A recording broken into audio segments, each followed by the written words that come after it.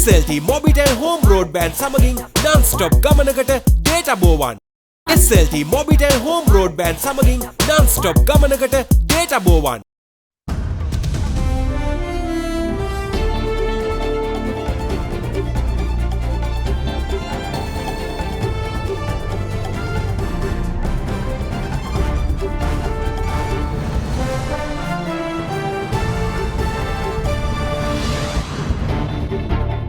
Tonight, at the heart of the crisis, representatives of Russian oil firms arrive in Sri Lanka to discuss methods for oil supply. Preventing the worst to come. Central Bank warns of possibility of inflation soaring to 70% in coming months, but is confident in current monetary policies reining it in. With the current tight monetary policy, we see already there's a contraction in credit. Demand is gradually coming down. Imports are basically coming down. That has a clear impact. Back to the drawing board. Ministry of Health announces deferral in priority fuel issuance to healthcare personnel on Fridays. Uncertainty. 6.26 million Sri Lankans unsure of how to source meals for the day. World Food Programme report reveals. A change in the winds. British Prime Minister Boris Johnson resigns after losing support of his cabinet. All this and much more coming up tonight on First at 9. This Thursday, the 7th of July, 2022. නව life බොයි කොහොම ස්වභාවික කොහොම සාරය සමග හානිකර පැරබන් රහිතයි. From AdaDerana, this is AdaDerana First at 9. Live from Studio 24 in Colombo.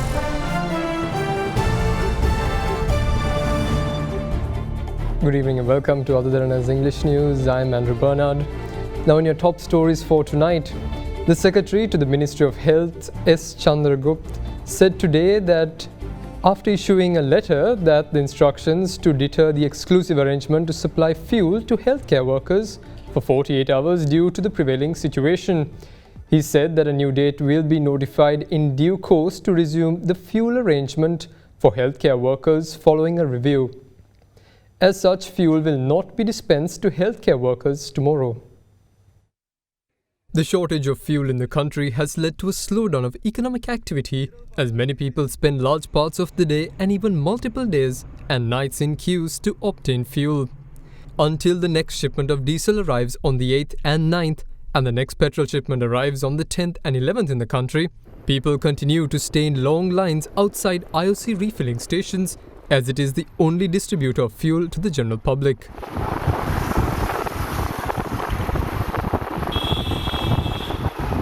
People have been continuing to stay in long queues outside refilling stations over the past few months.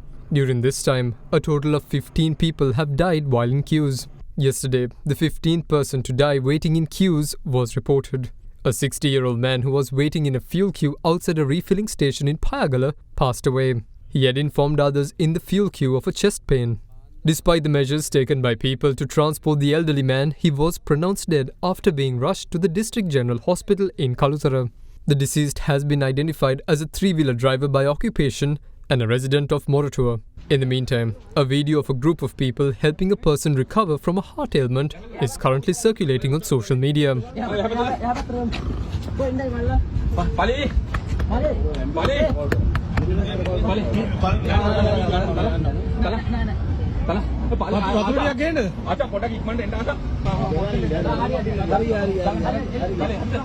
Meanwhile, the police special task force was able to crack down on a person who had hoarded 2,160 litres of kerosene and was taken into police custody. The police said that the total value of the stocks of kerosene is 850,000 rupees. In the meantime, after the Consumer Affairs Authority officers checked the quantity of fuel available at reserves at a Sipetco filling station in Hinguragoda, the Divisional Secretariat informed the station to issue the remaining stocks for essential services personnel only.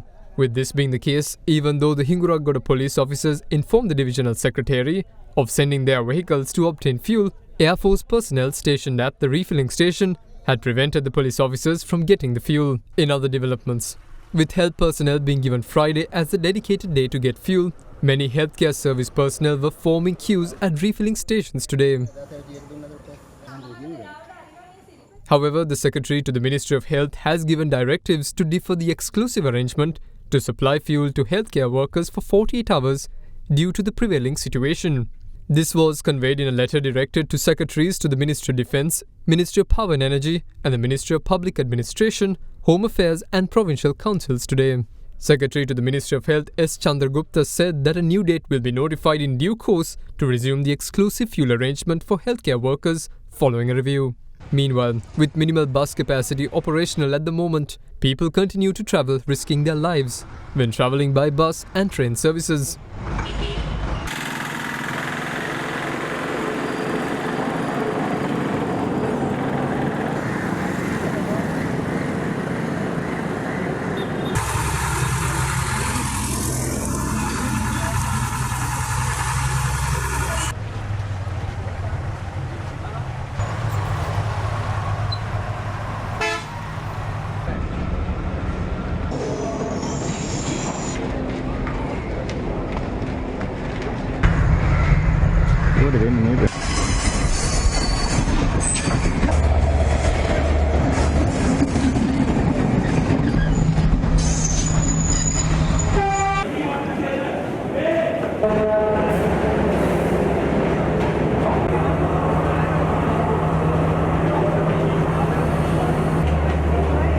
Private bus owners said today that even though fuel is being issued to them at the Sri Lanka Transport Board depots, they are not sufficient. They say that even though a majority of the country's bus service is run by private buses, they are not provided with adequate fuel to operate. Now, two representatives from a Russian oil company arrived in Sri Lanka this morning. The representatives are expected to hold discussions with Sri Lankan authorities regarding the importation of fuel over the coming days. Meanwhile, the Kremlin issued a statement yesterday saying that President Gotabaya Rajapaksa and Russian President Vladimir Putin had a conversation focusing on energy, agriculture and transport sectors. In its statement, the Kremlin went on to say that in the context of its 65th anniversary of establishing diplomatic relations between the two countries marked this year, the mutual disposition to further progressive development of traditionally friendly Russian-Sri Lankan ties was confirmed. In a tweet, President Gotabaya Rajapaksa also said that he made a request for Russian credit support for fuel imports to Sri Lanka and also for Russian national carrier Aeroflot to resume operations to Colombo after the recent diplomatic spat centering the grounding of the Aeroflot flight at the BIA. Now, in the meantime, the chairman of the Public Utilities Commission, Janaka Ratnayaka, claims that the Ceylon Petroleum Corporation supplies fuel to the Ceylon Electricity Board at higher prices, incurring the CB massive costs for fuel procurement to generate electricity. Speaking before the Committee of Public Enterprises, he said that the fuel price formula used for price revision lacks foundation and that data used in it is fake. සභාපතිතුමා කිව්වා තෙල් ලීටරයක් රුපියල් 250ට දෙන්න පුළුවන් කියලා. ඒ ඔබතුමා ඒ ක්‍රමවේදය පොඩ්ඩක් අපිට පැහැදිලි කරලා දෙන්න පුළුවන්ද? අපි බලනකොට අපිට තේරුණා මෙතන කිසියම් වැරද්දක් තියෙනවා කියලා මේ තෙල් CPC එක CB එකට දෙන. ඒ ගැන හොයාගෙන යනකොට අපිට තේරුණා අදාළ ඇමතිතුමා විසින් ඉදිරිපත් කරලා තියෙන මේ ෆෝමියුලා එක කිසිම පදනමක් නැතුව කිසිම රැෂනල් එකක් නැතුව ඉදිරිපත් කළා ඒ අනුව මිල සංශෝධනයක් කරලා තියෙනවා කියලා. මේ එතකොට ඇමතිතුමාද ඔක හදලා තියෙන්නේ අමාත්‍යාංශයේ නිලධාරීන්ද? ඒක මම දන්නේ නැහැ. මම දැන් ඇමතිතුමා තමයි ට්වීට් කරලා තියෙන්නේ. ඒතකොට ඇමතිතුමාගේ ට්වීට් එකෙන් තමයි මේක අරන් තියෙන්නේ. අපිට සම්පූර්ණ දත්ත ලැබුණා ආනයනය කරන වියදමයි ඒකට ගහන ටැක්ස් එකයි අපි හොයාගත්තා. ඒ දෙකේ පරතරය තියෙනවා සාමාන්‍යයෙන් රුපියල් 150ක 200ක විතර පරතරයක් තියෙනවා. ඒ කියන්නේ අපි ඩීසල් ආනයනය කරන මූලික කොස්ට් එක දාලා තියෙන්නේ USD ඒ කියන්නේ CIF එක වැලියු එක දාලා තියෙන්නේ ඩොලර් සාමාන්‍ය 174ක් වගේ. ඒකට අපි පරිශීලනය කරනකොට මේ ලැබුණු දත්ත මේ ආනයනය කරලා තියෙන shipments එකක්වත් 174ක් වෙන්නේ නැහැ ආනයනය කරලා තියෙන්නේ CI 110ත් අතර. IOC එකෙන් ගණනලා තියෙනවා ජූලි 1 වෙනිදා ඩීසල් කන්සයින්මන්ට් එකක්. ඇත්තටම තෙල් ආනයනය කරන වියදම රුපියල් 300කට වැඩි වෙන්නේ නැහැ. මේක බොරුවක් නෙවෙයි මේ කස්ටෙක් ඩොකියුමන්ට්ස් වල තියෙන ඇත්ත කතාව. ඒතර මේ ගෙනල්ලා තියෙන්නේත් ওই ගානට මේ ගානට ගෙනල්ලා තියෙන්නේ 250ට අඩුවෙන්.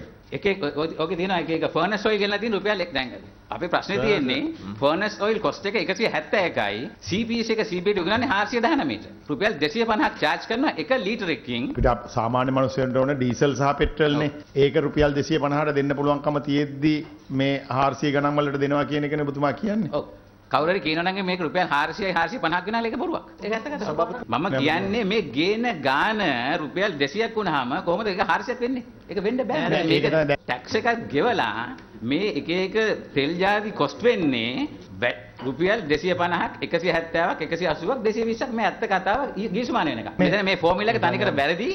මේක සම්බන්ධව මුදල් අමාත්‍යාංශය මොකද්ද හිතන්නේ කියලා ඔබතුමාලා යටතේ තමයි මේ ආයතනෙ තියෙන්නේ. ඔව්. නෑ අපි දැනුවත් වෙලා නෑ. ඒ අතර මේ කොමිෂන් එකේ අනිත් මෙම්බර්ස්ලා මේක ගැන කොමිෂන් එකේ පොසිෂන් එකක් විදිහට පිළිගන්නවද මේක?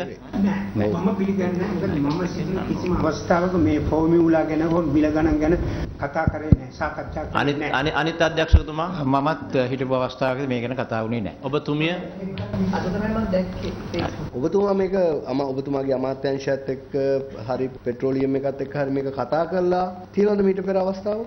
වාචිකව කතා කරලා තියෙනවා. මොකද අපි ෆර්නස් ඔයිල් ගන්නකොට CB එකට මම කිව්වා වගේ ආනයන මීටර වගේ 100 දෙගුණයක් charge කරනකොට ඒක ප්‍රශ්නයක් වෙන්නේ මේකේ ටැරිෆ් එක වැඩි කරනකොට. ඒකට රුපියල් 170කට ගන්න ෆර්නස් එක ඔයිල් එක 419 වෙනකොට අපිට ලොකු ප්‍රශ්නයක් තියෙනවා. අපි පරිශීලනය කරලා තියෙනවා ආනයන කරන දත්ත. ඒකට මේ ෆෝමියුලා එකේ තියෙන දත්ත ඔක්කොම වැරදි බොරු තියෙන්නේ. ඒක ඇත්තම තාම කෙලින්ම කියනවා. ඒකට සබ්ස්ටැන්ෂියල් ගන්න මට තියෙන ඔක්කොම ඉම්පෝට් කරපු දත්ත මම සමාජිකයන් අතර බෙදා දෙන්න කැමති. මේ රුපියල් 419ට අරගෙන තෙල් අපි ලයිව් දුන්නොත් එහෙම පැය 3ක් කපලා බිලියන 40ක් වුණ CB එකට මේ මාසේ විතරක් මේ ෆර්නස් ඔයිල් ගන්නද. හැබැයි ඇත්ත කොස්ට් එක වෙන්නේ බිලියන් 12යි. එතකොට මේ CB එකෙන් බිලියන 40ක් ගෙවනවා මෙට්‍රික් ටන් 3050ක් ගන්න මේ මාසේ ඇත්ත කොස්ට් එක රුපියල් බිලියන 9ක් තියලා. මේක තමයි ඇත්ත කතාව. මේක අධ්‍යක්ෂ ජනරාල්තුමා මේක ගැන දන්නවද මේ ස්ථාවරය ගැන? එන දන්නවා අපි. දත්ත ඔබතුමාත් අනුමත කරනවද? මේක ඇවිල්ලා තියෙන දත්ත අනුව ඒ දත්ත කියන දත්ත ටික හරි අපිට තේරෙන විදිහට. හරි ඒකත් අපි බලමු. හරි. We'll be back after this short break. Stay with us.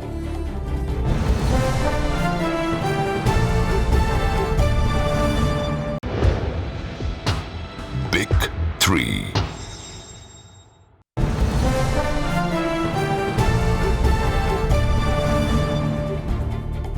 Welcome back. Now, awareness campaigners pertaining to a planned mass protest on the 9th of July was held during the day as people were invited to join the demonstration against the government in Colombo.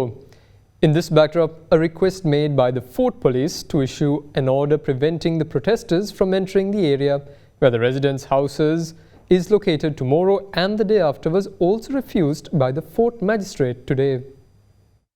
Several protests calling President and the government to resign worked off today and yesterday at several areas of the country.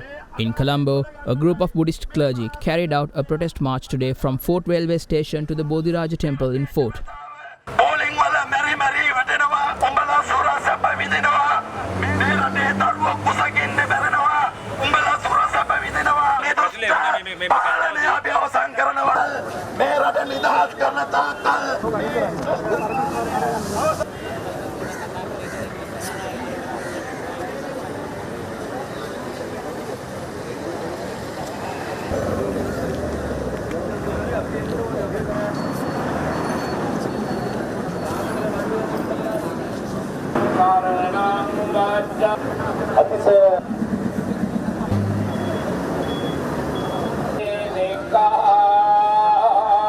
Meanwhile, awareness campaigns on the mass protest planned to be held on the 9th of July were held during the day. One such was conducted by lecturers of the Colombo University as they cycled from Nugegoda to Colombo holding placards displaying the protest date.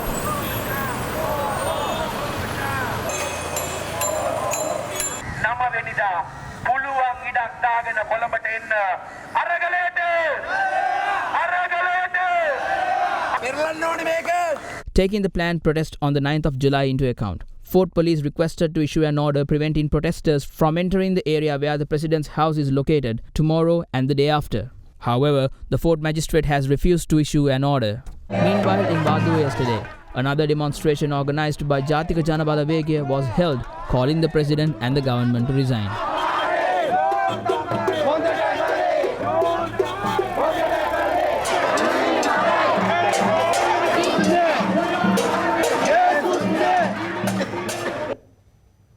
Now, meanwhile, the Inspector General of Police C.D. Vikramaratne appealed to all those who are planning to protest to act responsibly when exercising their freedom of speech and expression.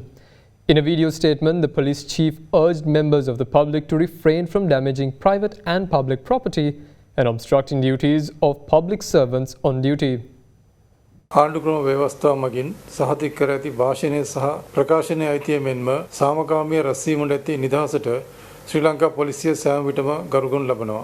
රටේ පවත්නා නීතිය උල්ලංඝනය කරමින් සාමකාමී බව බිඳවැටෙන ආකාරයට ප්‍රචණ්ඩකාරී ලෙස කටයුතු කරමින් රජය සහ පුද්ගලික දේපොළ වලට හානි කරමින් රැස්වීමේ හා අදහස් ප්‍රකාශ කිරීමේ අයිතිය මුවාවින් සිදු කරන ලබන නීති විරෝධී ක්‍රියා ඉවසා සිටීමට කිසිදු පොලිස් නිලධාරියෙකුට හැකියාවක් නොඇති බව අවධාරණය කරනවා. එබැවින් මෙම අවස්ථාවේදී සියලුම මහජන ක්‍රියාකාරීන් දේශපාලන නායකයින් හා ආගමික නායකයින් ඇතුළු සියලු දෙනාගේම ඉල්ලා සිටින්නේ තම මූලික අයිතිවාසිකම් භුක්ති විඳීම සඳහා කටයුතු කරන අවස්ථාවලදී ඉතා වගකීමෙන් යුක්තව රජය සහ පුද්ගලික දේපොළ වලට හානි සිදු කිරීමෙන් සහ නීති අනුකූල සේවය යොදවා සිටින රජය හා පුද්ගලික සේවකයන්ට බාධා කිරීමකින් වැළකී නීතිමය රාමය තුළ එම අයිතිවාසිකම් භුක්ති විඳින ලෙසයි. In the meantime, the World Food Programme reveals that 6.26 million people in Sri Lanka are currently unsure of how they will source meals for the day. The WFP made this staggering revelation in its latest situation report on food insecurity assessment in Sri Lanka. The organization further stated that it has so far received $18.14 million from the governments of Australia, Japan and New Zealand to support Sri Lanka. According to the latest food insecurity assessment from the World Food Programme that was released yesterday, 6.26 million Sri Lankans, or 3 in 10 households, are unsure of where their next meal is coming from. As prices keep healthy meals out of reach, some 61% of households are regularly using coping strategies to cut down on costs, such as reducing the amount they eat and consuming increasingly less nutritious meals. With opportunities to make enough income in the medium to long term decreasing for an estimated 200,000 families, the UN Food Relief Agency anticipates that even more people will turn to these coping strategies as the crisis deepens. The WFP warned that a lack of nutrition has grave consequences for pregnant women, putting both their own and their children's health at risk. To combat the food crisis and its effect on malnutrition, the WFP has been distributing monthly food vouchers to pregnant women valued at $40 in some of the poorest neighborhoods, alongside antenatal care provided by the local government. The World Food Programme stated that they have distributed 88% or 2,100 of the first 2,375 vouchers to pregnant women. The WFP has so far received $18.4 million from the governments of Australia, Japan and New Zealand. This represents 28% of its emergency appeal of $63 million.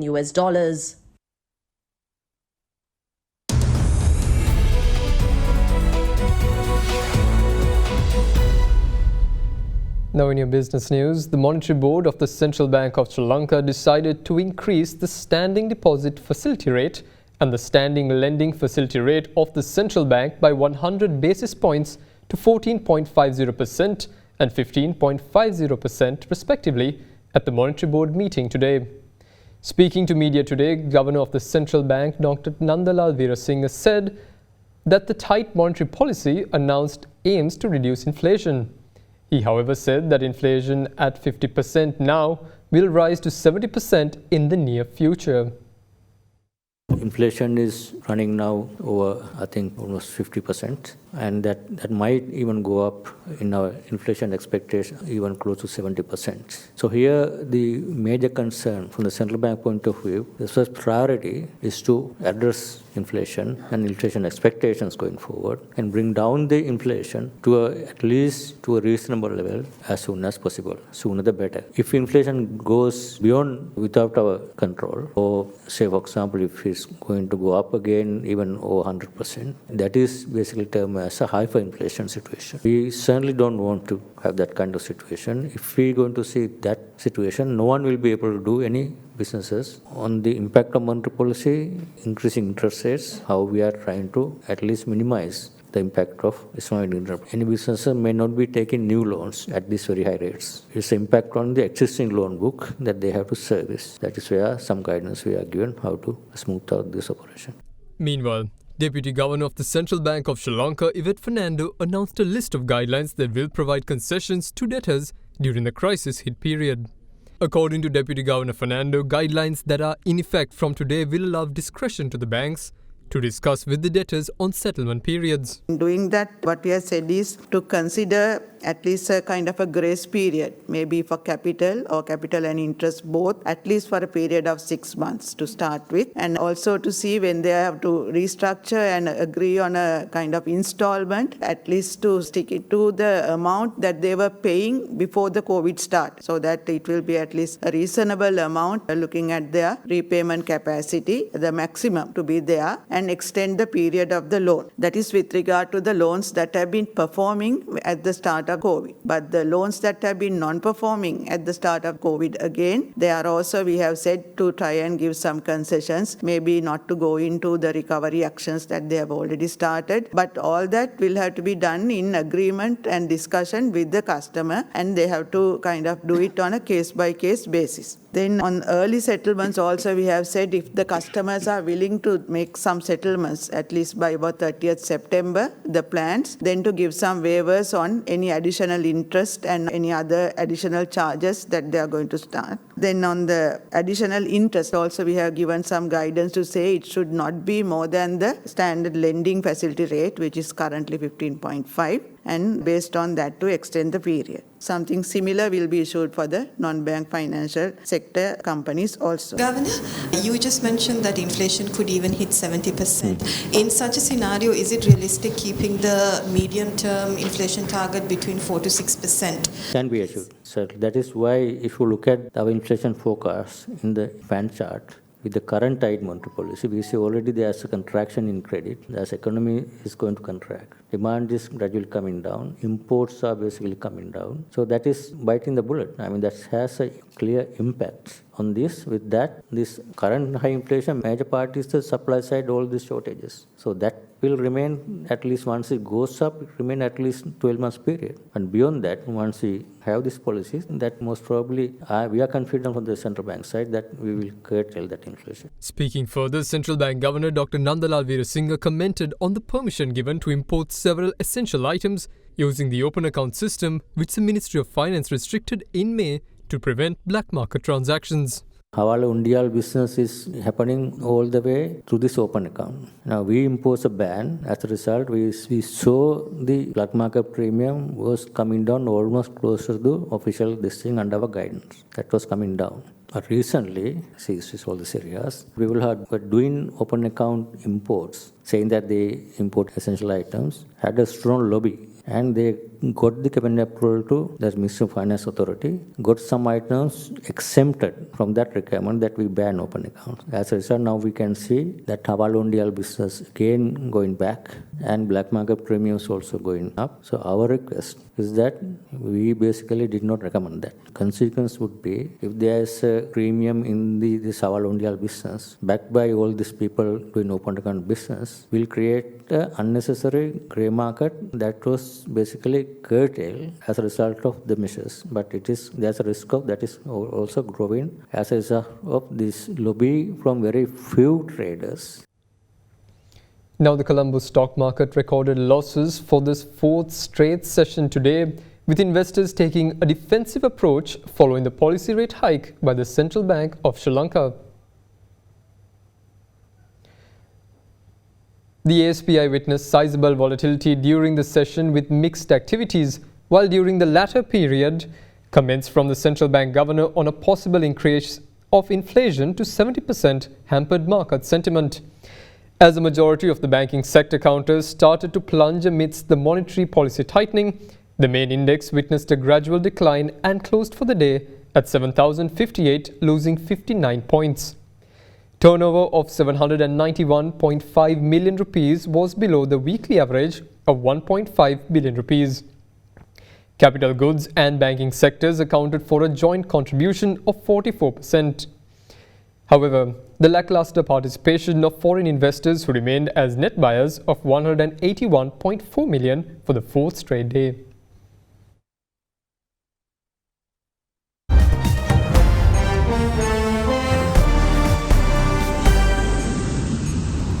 Welcome welcome back. In your international news, UK's scandal-ridden Boris Johnson announced today he would quit as British Prime Minister after he dramatically lost his support of his ministers and most conservative lawmakers, but said he would stay on until a successor was chosen. Bowing to the inevitable as more than 50 ministers quit and lawmakers said he must go, an isolated and powerless Johnson said it was clear that his party wanted someone else in charge, but said that his forced departure was eccentric.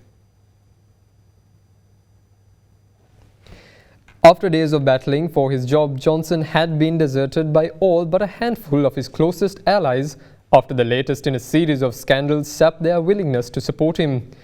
The Conservatives will now have to elect a new leader, a process which could take weeks or months, with details to be announced next week. While Johnson said he would stay on, opponents and many in his own party said he should leave immediately and hand over to his deputy, Dominic Raab. Former Conservative Prime Minister John Major said it was unwise and maybe unsustainable for him to remain in office when he could still exert his powers. Now that's all from us here at First at 9. Have a pleasant evening. Good night.